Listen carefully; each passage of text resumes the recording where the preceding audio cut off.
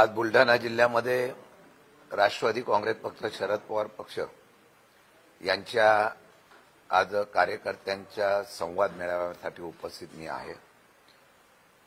आमचे नेते राजेंद्रजी शिंगणे साहेब आहेत, मंचावर बाकीचे सगळे माझे राष्ट्रवादीचे निष्ठावंत पदाधिकारी आहेत। पत्रकारांचं मनापासून या ठिकाणी मी स्वागत करतो। आपण या ठिकाणी बोलवल्यानंतर वेळ दिला। खरवंडाचा तुम्ही आमचा आवाज आहात, हा आवाज जनतेपर्यंत आणि सगळीकडे पोहोचवण्याच्या संदर्भातून आपण निश्चितपणाने आम्हाला सहकार्य कराल अशी अपेक्षा आहे। आज संवाद मेळावा आहे। या संवाद मेळाव्याच्या निमित्ताने या राज्याचा, या पक्षाचा अध्यक्ष झाल्यानंतर आदरणीय साहेबांनी मला संधी दिल्यानंतर महाराष्ट्राचा दौरा आम्ही सुरू केलेला आहे। हा महाराष्ट्राचा दौरा करत असताना मध्यंतरीच्या काळामध्ये पावसाचा फार मोठ्या प्रमाणामध्ये पाऊस होता आणि त्यामुळे या दौऱ्याचा थोडासा विलंब झाला। परंतु कार्यकर्त्यांनी जनतेमध्ये मी कालपासून फिरतोय। काल सिंदखेडा राजाच्या असलेल्या महाजिजाऊंच्या या असलेल्या स्मृती जिथं आहे त्या असलेल्या ठिकाणी मी त्या ठिकाणी नतमस्तक झालेलो आहे, जिथून आम्हाला स्फूर्ती मिळाली, जिथून आम्हाला ऊर्जा मिळाली, जिथून आम्हाला महाराष्ट्राचा एक इतिहास घडवण्याच्या संदर्भातला निर्णय झाला। त्या स्मृतीस्थळाला मी या ठिकाणी नतमस्तक झालेलो आहे आणि तीच प्रेरणा घेऊन भविष्य काळामध्ये छत्रपती शिवाजी महाराजांच्या विचाराचा महाराष्ट्र 18 पगड जातीचा घेऊन करण्याचा एक संदेश घेऊन मी या ठिकाणी काम करणार आहे। मला आनंद आहे की कालपासून आल्यानंतर सुद्धा पक्षामध्ये अनेक ठिकाणी काही लोक सोडून गेली, काही लोकांनी पक्षाच्या बाबतीमधला दुसऱ्या संघटनेमध्ये गेली, तरी बुलढाणामध्ये राजेंद्र शिंगणे साहेबांच्या नेतृत्वाखाली पक्ष संघटना आहे तशीच मजबूततेने आहे। चांगलं वातावरण आहे। फक्त तो लोकांमध्ये जाऊन आम्ही या बाबतीमध्ये एक चांगल्या प्रकारचा पक्षाचे लोकांचे प्रश्न घेऊन हा पक्ष उभा करण्याचा 100% आम्ही प्रयत्न करू। एक जबाबदारी आहे आणि संघर्षाच्या काळामध्ये सर्वांना बरोबर घेऊन जाण्याचा मी प्रयत्न करणार आहे। एक या बाबतीमध्ये बुलढाण्यामध्ये अतिवृष्टी प्रचंड झालेली आहे। मे महिन्यापासून सुरू झालेला पाऊस अद्यापही सुरू होता आणि म्हणून काही नदीकाठच्या गावाची आहे तिथली जमीन सुद्धा खरडून गेलेली आहे, प्रचंड नुकसान झालेलं आहे।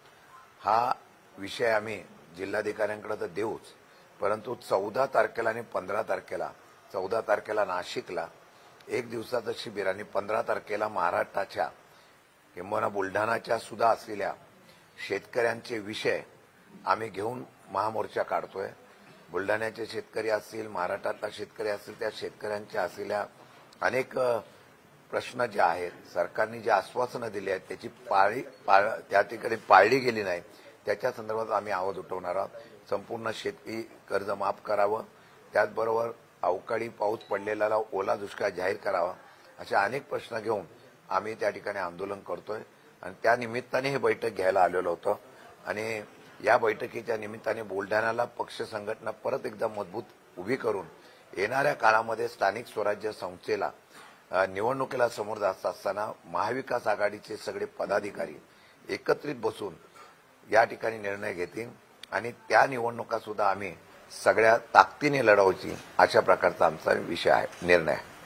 जनसुरक्षा कायदा रद्द व्हावा यासाठी आज जनसुरक्षा कायदा रद्द व्हावा यासाठी आज ठाकरेंच्या शिवसेनेकडून राज्यभरात आंदोलन केले जात आहे। आपण त्यामध्ये आंदोलनामध्ये सहभागी आहात का, तो आपला पाठिंबा आहे? मी आपल्याला प्रथमतः स्पष्ट करतो, यशवंतराव चव्हाण प्रतिष्ठानमध्ये आदरणीय शरदचंद्रजी पवार साहेब असतील, आदरणीय उद्धवजी ठाकरे साहेब असतील, त्याचबरोबर हर्षवर्धनजी सकपाळ अध्यक्ष काँग्रेसचे, कम्युनिस्ट पक्ष, अशा सगळ्या लोकांची एक बैठक झाली।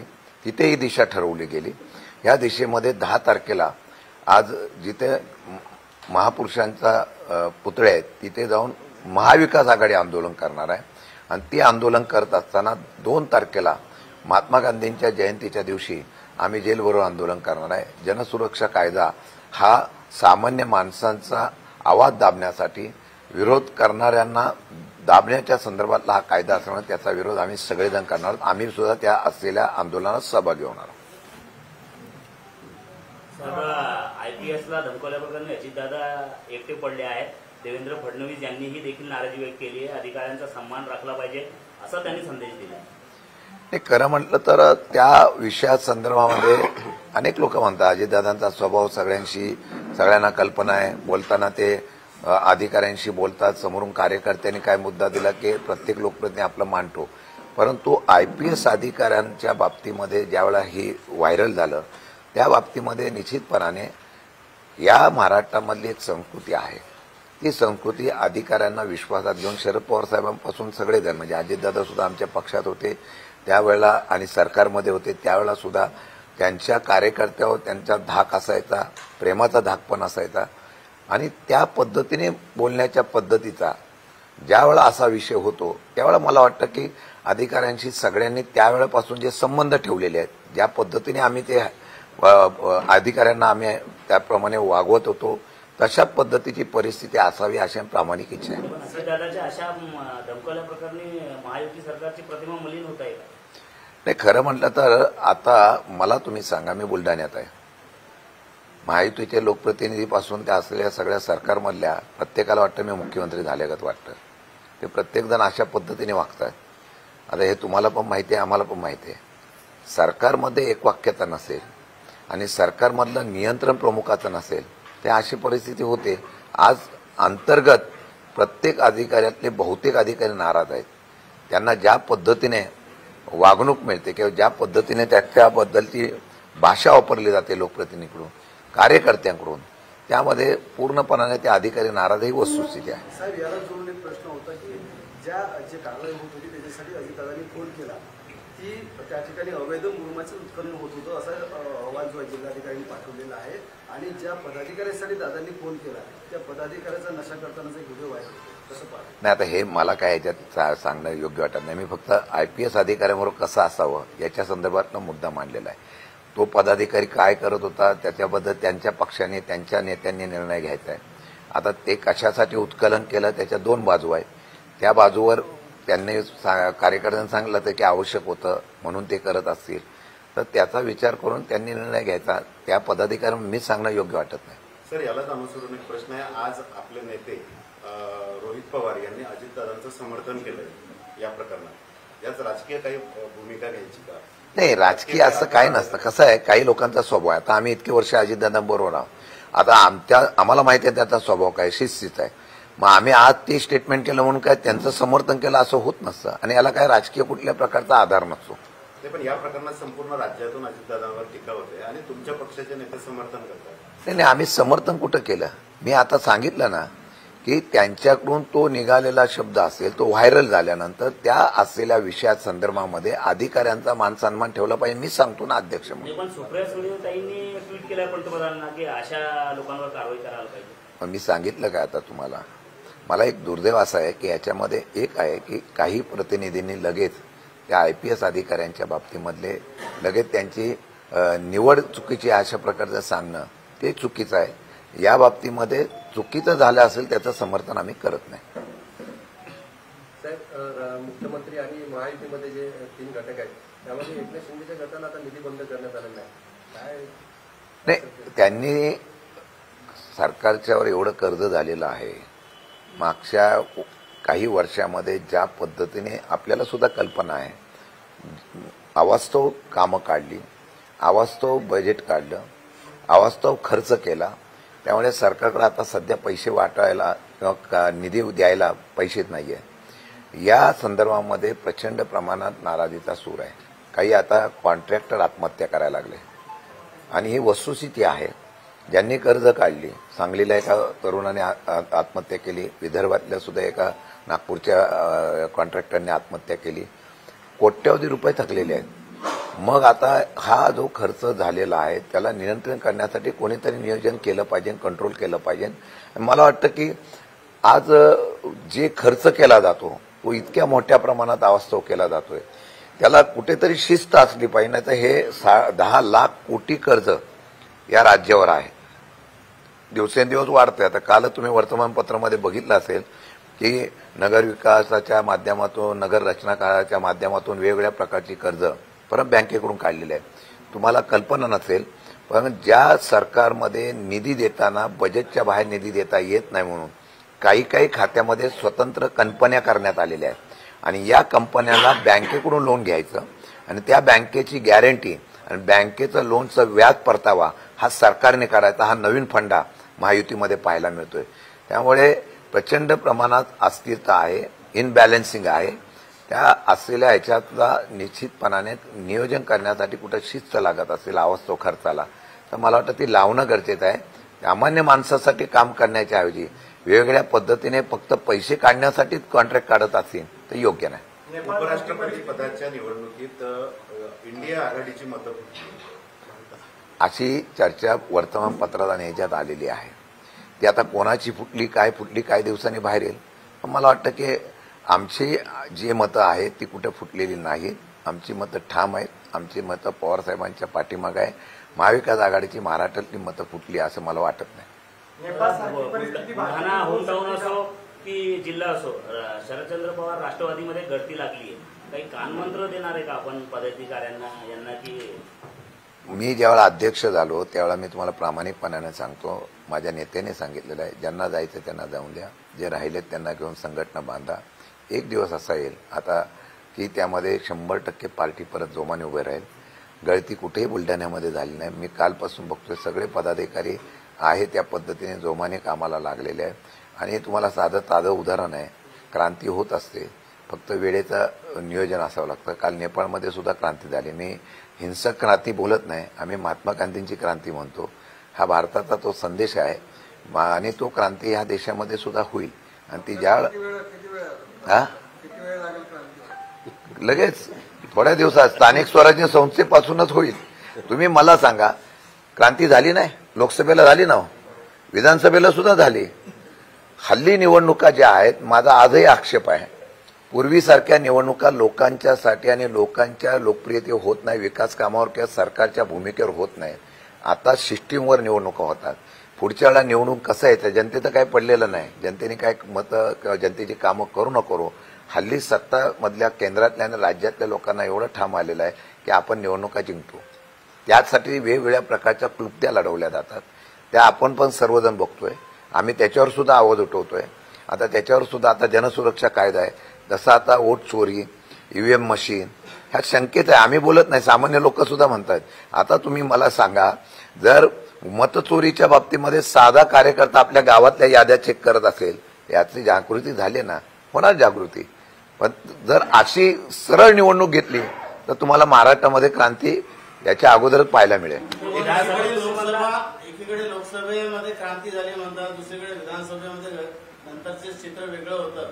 अशा परिस्थितीमध्ये तुम्ही कसं म्हणता की क्रांती होत नाही? विधानसभेला परिस्थिती वेगळी होती असं कोण म्हणतोय? विधानसभेला लोकसभेच्या पराभवानंतर सत्तारूढ पक्ष महायुती सावध झाली। त्यांनी पूर्णपणाने नियोजन करून पुढची निवडणूक कशी जिंकायची याचं प्लॅनिंग केलं। त्याच्या अनेक चर्चा तुमच्या पण आहेत, माझ्याकडे पण आहेत। त्या पद्धतीने त्यांनी वेगवेगळ्या प्रकारे केला। आता काही लोक म्हणतात, मग लोकसभेला तुम्हाला निवडून आला, विधानसभेला मग तुम्ही निवडून आला म्हणून लोकसभेची निवडणूक कशी झाली, मग त्यावेळेला वोटिंग मशीनचं काय होतं का? काही बारकी राज्य द्यायची आणि मोठी राज्य घ्यायची, अशी एक वेगळ्या प्रकारची तंत्र या देशामध्ये आहे, जेणेकरून आम्ही दाखवतो की लोकशाही जिवंत ठेवलेली आहे। परंतु खऱ्या अर्थाने हा धोका जो आहे तो फार मोठ्या प्रमाणात आहे असं मला वाटतंय।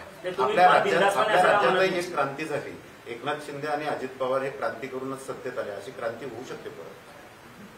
त्यांनी क्रांती कशासाठी केली मी कसं सांगू? अशी क्रांती सगळीकडे झाली म्हणजे काल पण लोकसभेला काही मतं फुटली सांगितले जातात, ही क्रांती झालेली नाही, ही वेगळी क्रांती झालेली आहे। आता त्या क्रांतीबद्दल बघायचं झालं तर आता लोकांनी क्रांती केल्याशिवाय ही क्रांती थांबणार नाही। एक सिंचन घोटाळ्याचं पाप जे आहे हे अजितदादांचं पाप लपवण्याचं धाडस जे आहे हे देवेंद्र फडणवीसांनी केलं, असा पुनरुच्चार विजय पांढरे यांनी केला। विजय पांढरे तत्कालीन त्यावेळेला जे आरोप प्रत्यारोप झाले त्याच्या संदर्भामध्ये देवेंद्र फडणवीसांनी सुद्धा आरोप केले होते। पांढरे साहेबांनी परत ते केले असेल, सरकार त्यांचं आहे, त्यांनी उत्तर द्यावं। आणि देवेंद्र फडणवीसांनी त्याच्या बाबतीमध्ये काय निर्णय घ्यायचा तो घ्यावा, एवढंच आमचं म्हणणं आहे. रामदास आठवले म्हणतात की राज ठाकरे आणि उद्धव ठाकरे एकत्र आले तर महायुतीमध्ये फूट पडेल. कोण म्हणाला? महाविकास आघाडीमध्ये फूट पडेल असं कोण म्हणाला? रामदास आठवले. नाही, रामदास आठवले नेहमी असं सांगत असतात. ते बऱ्याच लोकांना आपल्या पक्षात या म्हणून पण सांगतात. तुम्ही बघितलं असेल की कोण झालं की ते म्हणतात की आमच्या पक्षात या, तुम्हाला लगेच आमच्या पक्षामध्ये जागा देतो, आपण हे करू. काय करायचं ते महाविकास आघाडी ठरवेल. रामदास आठवले की आमच्या महाविकास आघाडीमध्ये नाही, ते महायुतीमध्ये आहेत. शिवसेनेमधून एकनाथ शिंदे बाहेर पडले, ते म्हणताय की मी उठाव केलाय.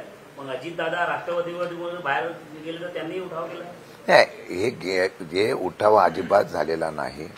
हा दबावाच्या माध्यमातून, यंत्रणेच्या माध्यमातून, सगळ्यांना माहिती आहे, त्या माध्यमातून गेलेली, कोण मनापासून गेलेलं नाही. नाही, पण दबाव टाकूनच नेलेला आहे. अजितदादा दबावाला बळी का पडले जर त्यांनी भ्रष्टाचार केलेलाच नाही? आता हे मला कसं विचारताय तुम्ही? त्यांना विचारा ना. त्यांनी पक्ष सोडून गेलेत, मी कसं सांगू? तुमचं मत काय? आम्ही जाऊ नये अशी आमची इच्छा होती ना. ते गेले आता पक्ष सोडून. साहेबांना विचारण्यात आलं पण गेले होते सोडून. हा, शिंगणे साहेब दबावाखाली नव्हतो गेलो, बँकेच्या प्रेमापोटी गेलो होतो. काय झालं मग? ते झालं ना, आता तो विषय जुना झाला ना. शुल्क घटवण्यात आलं. हे राजेंद्र शिंगणे साहेबांनी आहे ना, ते गनिमी कावा वापरला. तो कशासाठी वापरला? बँकेच्या अडचणीसाठी. परत ते बँकेच्या संदर्भात क्लिअर करून आले ना परत.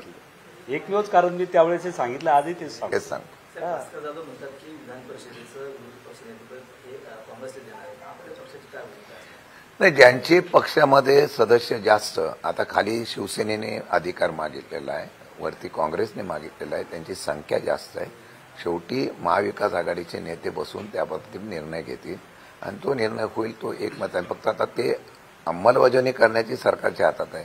ते करतात का नाही, लोकशाहीमध्ये त्यांचा अधिकार ठेवतात का नाही, हे तुम्ही काही विधानसभेला सुद्धा आम्ही बघितलं. विधानसभेच्या खाली भास्कर जाधव यांचं नाव जाहीर केल्यानंतर अद्यापही त्यांना त्या ठिकाणी विरोधी पक्षनेते दिले नाही. लोकशाही आहे कुठं? सर, आपल्या कापसावरील आयात शुल्क घटवण्यात आलं, याबाबत आपलं काय मत आहे? हा, कापसावरील आयात शुल्क घटवण्यात आलंय. आम्ही आता तोच विषय घेतलेला आहे की जर तशा प्रकारचं आयात शुल्क घटवलं तर परदेशातून आल्यानंतर माल जो आला तर आपल्या लोकांना त्याचं नुकसान होईल. ते घटवू नये याची मागणी आम्ही 15 तारखेच्या मोर्चामध्ये सुद्धा घेतोय. आणि कापसाचा हमीभाव, सोयाबीनचा हमीभाव, ओला दुष्काळ, या सर्व गोष्टीमध्ये आम्ही आवाज 100% उठवतोय. आणि मुख्यमंत्र्यांकडे आदरणीय पवारसाहेबांच्या माध्यमातून शेतकऱ्यांच्या प्रश्नावर एक बैठक लावण्याचा त्यावेळेला आम्ही प्रयत्न करतोय. नॅशनल मीडियामध्ये अशी चर्चा सुरू आहे की डोनाल्ड ट्रम्प यांना मोदी नकोय पंतप्रधानपदी. तुम्हाला काय वाटतं? आता ते डोनाल्ड ट्रम्पचं आणि मोदींचं मी कसं सांगू? आता मला एकच कळतंय की या असलेल्या जागतिक वारवर, हा नुसता वार जागतिक वार, व्यापार वार झालेला आहे. याचे परिणाम आता आपल्याकडे टेरिफ लावला, 50%च्या वरती लावलेला टेरिफ आहे. त्याचे परिणाम आम्हाला काय होणार आहे, देशाच्या अर्थव्यवस्थेवर काय होणार आहे, सामान्य लोकांच्या असलेल्या व्यवसायावर काय होणार आहे, ह्याचा विचार खरं करणं गरजेचं आहे. आम्ही काय करतोय, एक मित्र सोडला म्हणून दुसरा मित्र जोडण्याचा प्रयत्न करतोय, परंतु इनबॅलन्सिंगपणा जो होतोय त्याचे परिणाम 100% शेवटच्या क्षणापर्यंत येतात. खरं म्हटलं तर काँग्रेसच्या राज्यामध्ये आपण सांगतो की मनमोहन सिंग होते, नरसिंहराव होते, पण त्यावेळेला सगळ्या राष्ट्रामध्ये एक वेगळ्या प्रकारचा दबदबा भारताचा होता. तो समतोलपणा त्यावेळेला टिकवला गेला होता. आज दुर्दैवाने महत्वाकांक्षी असलेल्या विचारातून हा टिकवला जात नाही, ही वस्तुस्थिती आहे. आणि याच्यामुळे त्याचा फटका हा सामान्य जनतेला होऊ नये याची काळजी सरकारने घेणं गरजेचं आहे. केंद्र सरकारने पर्याय काढायचा झाला तर पर्यायाच्या माध्यमातून जी अडचण होते त्याच्यावर निश्चितपणाने निर्णय घेणं गरजेचं आहे. मराठा आरक्षणाच्या संदर्भामध्ये छगन भुजबळ म्हणतात की काढलेला जी रद्द करा. हा, मराठा आरक्षणाच्या संदर्भात काढलेला जी जो आहे तो रद्द करा, छगन भुजबळांची मागणी आहे. आता हा निर्णय ते सरकारमधले मंत्री आहेत. हा निर्णय देवेंद्र फडणवीस आणि त्यांच्या मंत्रिमंडळातले उपमुख्यमंत्री मंत्रिमंडळाने घेतलेला आहे. हा काय आम्ही घेतलेला नाही. त्या निर्णयाच्या बाबतीमध्ये ते सांगतात सातत्याने की त्यांचा गैरसमज दूर करू, त्यांच्याशी चर्चा झालेली आहे. मग अंतर्गत चर्चा झाली असेल तर बाहेर परत चर्चा का होते मला कळत नाही. का असं तर नाही ना की दोन्ही समाजाला आपणच वेगवेगळ्या पद्धतीने हँडल करायचं आणि त्यांच्यामध्ये अशीच दरी निर्माण करून राजकीय फायदा घ्यायचा का, याचा सुद्धा कदाचित विचार करावा लागेल. सर, आपल्या देशाच्या सभोवताली सर्वच देशात आता क्रांती होते आणि सत्ता नोंदवली जाते. कसं बघता या सगळ्या गोष्टी? कुठल्या आपल्या सभोवताली जेवढे देश आहेत, श्रीलंका, बांगलादेश, आता नेपाळ, या सर्व देशांमध्ये क्रांती होऊन सत्ता बदल होते. मी एकच म्हणालो, ज्या वेळेला लोकांवर काही लादलं जातं त्यावेळेला तरुणाई आणि लोक त्याच्या विरुद्ध आवाज उठवतात. आता आपल्या देशाच्या बाजूला सगळीकडे अशांतता आहे. एक काळ असा होता, यांचं स्वातंत्र्यता, यांना ताकद ही भारताने दिली होती. आज ते एकही बाजूचं राष्ट्र भारताबरोबर नाही. हे सुद्धा छोटी राष्ट्र आहेत, ज्यांना आम्ही स्वातंत्र्य केलं होतं, ती राष्ट्र भारताबरोबर नाही. त्यांच्याकडे उद्रेक झालेला आहे. माझ्या माहितीप्रमाणे नुसते या राष्ट्रांमध्ये शेजारचं नाही, तर या जगामध्ये जेवढी राष्ट्र आहेत ते हुकुमशाही पद्धतीने किंवा निर्णय लादण्याच्या बाबतीमध्ये होतात, त्यावेळेला क्रांती होते. काही दिवसांनी, काही वर्षांनी भारतामध्ये सुद्धा एक हळूहळू लोकशाहीच्या माध्यमातून हुकुमशाही येते अशी भावना ही लोकांमध्ये आहे. तरुणांची बेरोजगारी, शेतकऱ्यांचे प्रश्न, सामान्य लोकांच्या बाबतीमध्ये असलेला विषय घेण्याच्या बाबतीत सरकारची भूमिका, भांडवलशाहीला पूरक अशा प्रकारचे घेणारे निर्णय, 2-4 व्यक्तीसाठी केलेले निर्णय, यामुळे लोकांमध्ये हळूहळू हे पटून येईल. फक्त एकच आहे की त्याचा फायदा धार्मिक वादातून घेतला जातो. धर्माच्या नावाखाली लोकांना विभाजन केलं जातं. ते ज्यावेळेला लोकांना कळेल त्यावेळेला क्रांती 100% होईल, पण ती लोकशाहीची क्रांती असेल मला वाटतं. आपल्या या सर्व जे काय क्रांती होत आहेत सभोवताली, याचा परिणाम आपल्या देशावर काय होऊ शकतो? होतो ना. असं आहे की अर्थव्यवस्था आणि आपल्या असलेली आर्थिक धोरणं, व्यावसायिक धोरणं, याचे परिणाम आता आपण काय सांगितलं, नेपाळला कोणी आता जाऊ नका, म्हणजे याचा परिणाम आपोआप आजूबाजूला होतो. आता युक्रेन रशियाचं युद्ध असेल, त्याचबरोबर अनेक राष्ट्रांची युद्ध आहे, त्याचे परिणाम अर्थव्यवस्थेवर आपल्या होतं ना. सगळ्यांचे लिंकअप आहे. आता जर आपल्याला पेट्रोल, डिझेल, कच्चे तेल वगैरे जिथून आणायचे, आता आम्ही रशियाकडून कच्चे तेल मिळतंय म्हणून अमेरिकेला अनेक विषय आहेत, त्याला कांगोरे आहेत. त्याच्या बाबतीमध्ये त्यांनी भूमिका फार अभ्यासपूर्ण या देशांनी करणं गरजेचं आहे. इथेनॉलमुळे केंद्रीय मंत्री नितीन गडकरी कोट्यवधी झालेले आहेत, काय सांगा? हे मला माहित नाही. संस्थांमध्ये आपण काय फॉर्म्युला वगैरे ठरलेला आहे का आता स्थानिक स्वराज्य संस्थांच्या निवडणुकांमध्ये? स्थानिक स्वराज्य संस्थेमध्ये महाविकास आघाडी म्हणून आमचे नेते राजेंद्र शिंगणे साहेब असतील, शिवसेनेचे नेते आणि काँग्रेस वगैरे या सगळ्यांची बैठका सुरू आहेत. स्थानिक पातळीवर त्या बैठका आम्ही करण्याच्या बाबतीमधल्या सूचना घेतल्या. निर्णय त्यांनी स्थानिक पातळीवर घ्यावा. स्थानिक स्वराज्य संस्था आम्ही ताकदीने लढवणार आहोत. आघाडीमध्ये मोठा पक्ष कोणता आहे हे आता येणारा काळ सांगा. आमच्या आता आघाडी तर टिकून द्या. आता तुम्ही मोठा पक्ष म्हटल्यानंतर आमच्यात बिघाडी करू नका. साहेब, मुंबईमध्ये मराठा आंदोलकांची गर्दी लक्षात घेता हायकोर्टाने टिप्पणी केली की आंदोलकांना वाशीतून मुंबईमध्ये पाठवला दक्षिण मुंबईमध्ये. हाच नियम आता कुंभमेळा होणार आहे पुढच्या वर्षी, तिथे लागू होईल. तो नाशिकला होणार आहे. मुंबईला पूर्वी कोर्टाचा एक निर्णय असा आहे की आझाद मैदानावर जे काही आंदोलन होतात त्यांनी 9 ते 5 याबद्दल आंदोलन करावं असा नियम आहे. त्याला अपवाद फक्त मराठा आंदोलनाच्या माध्यमात जरांगे पाटलांनी केलेल्या आंदोलनाला अपवाद ठरला. मुंबईला कोंडी झाल्यानंतर कोर्टाने त्याप्रमाणे मुंबईची अर्थव्यवस्था थांबू नये अशा प्रकारचा निर्णय घेतला.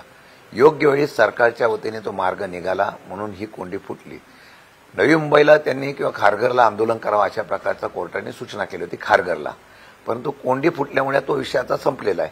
पुढे आता कोण आंदोलन करेल तेव्हा कोर्ट काय निर्णय घेईल, सरकार काय निर्णय घेईल त्यावेळेस बघूया. ठीक आहे. ओके, धन्यवाद सगळ्यांना.